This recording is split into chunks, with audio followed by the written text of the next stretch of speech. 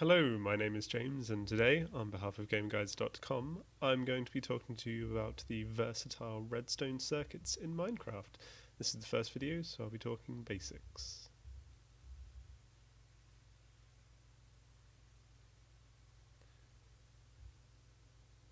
The redstone circuit is effectively an electrical current that you can use in Minecraft to connect any sort of input to a gadget with the intention that the input will activate the gadget.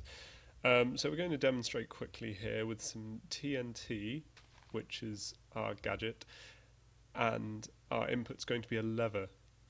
Now the thing that you always need to bear in mind is that the gadget and the input need to be connected via redstone wire. So we've placed our TNT, we've placed our redstone wire, put a lever to attach the two, flick the switch, and it activates the TNT. Sorry, Mario.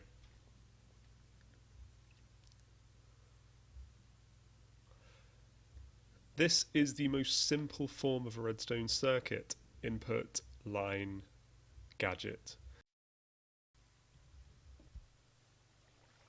With that said, the scope for creation is far from simple. However, actually creating can get a little hairy at times. But as long as you remember certain key things about using redstone wire, it shouldn't be as hard. The first thing to understand is where the current's going. As you can see here, we've attached the redstone to the sticky piston directly, and the current quite simply goes towards it. Another thing to bear in mind is that any sort of input, so any lever, any button, creates a direct electrical current to the squares around it, which, if you put it next to the gadget, can cause some issues. So be careful of that. Any input will also put an electrical current to the square below it. Now, this is an important thing to realise. An output will go to a square below, but redstone wire will not send an electrical current to a square above.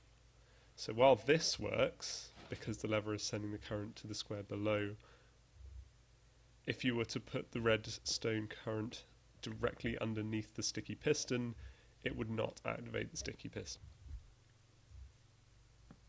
One of the key things to remember when using inputs, however, is that they work on the square they are attached to. So here, even though the lever appears to the side of the square, the game treats it as if it was the square of the block it's attached to, which is why it will send current seemingly through the square. It's important to toy around. There are a lot of irks and quirks to redstone, which, if when you try and explain them, it's a bit this, but when you actually practice it in the game, it makes a lot more sense. It's just important to work around the concept of redstone should be attached directly to a gadget if possible, and that a gadget will take power from the square it is attached to, as well as take an electrical current by itself. So toy around, mess around. We're going to show you a series of scenarios where redstone would not work here. And if you take note, say for example here, the redstone current is going into the square under the piston, but the piston is attached to that square, so it draws current from it. Whereas here, none of the redstone wire is attached directly to a square, which means none of those squares are actively accepting the redstone current, unlike in this scenario where it is. I've sped up the footage from here because what follows is important. It shows the puzzle solving process to get these three pistons working with a basic redstone circuit. There is a more elegant solution which is towards the end of this video, and it's all to do with redstone torches, which aren't super easy to understand, but they are a basic bit of knowledge if you're going to take redstone circuitry to any sort of level above using it for one device effectively. So look at this footage, realize how the circuit works, how it has to be directly connected to the gadget or to the block under the gadget, and then we'll move on to redstone torches.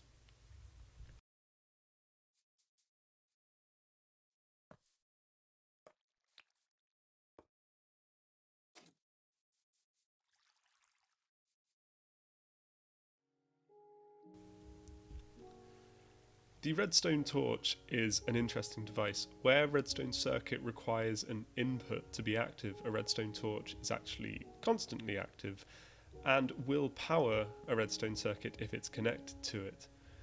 So this way you can create a constant current if, say, you wanted pistons to be constantly out. Not sure why you would, but you could. While the redstone torch is a good source of constant power, it's also an integral part of constructing circuits as its state is affected by an active or deactive redstone signal. This allows you to turn parts and components of a circuit on and off, and different parts at that, so the circuit no longer has a default on and off setting, but say you could have a left and right setting, or anything really. But just remember, the torch is a small item, so it takes power from the block it sits on, which is why this scenario you can see here is not working. That said, the redstone torch does broadcast power to the blocks around it and also the block above it, which is a key point when you're considering how you can use it.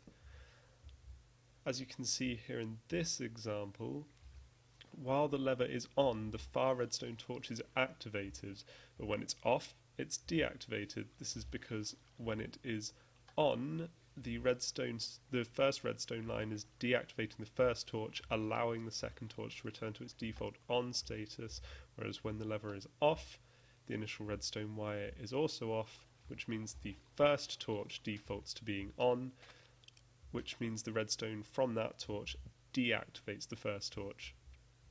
It can take a little while to wrap your head around it, but once you get it in your head, it's fine. But let's return to our original structure and see if we can apply it.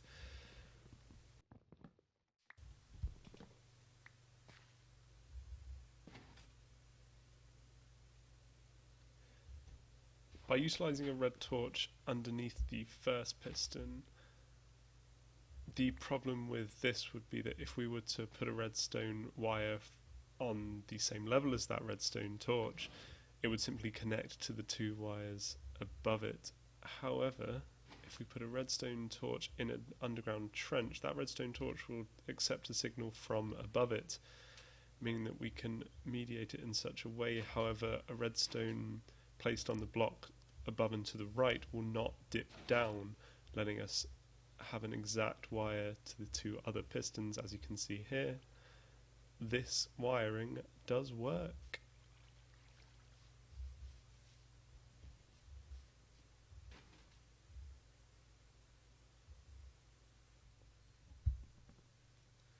So then, before we wrap this up, a brief example of something a little more sinister.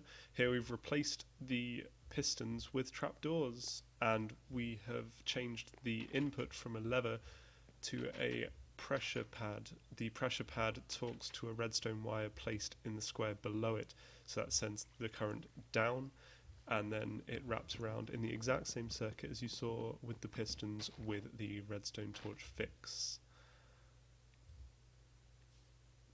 This is a fun trap, seen as anyone that runs in and is unaware of its presence will step on the pressure pad, probably run forward, and slip down through the gap before they lock back into place.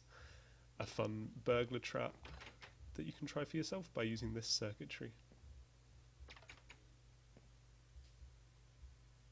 For more on Minecraft as well as other games such as Air Buccaneers and Field Runners 2, please visit gamerguides.com.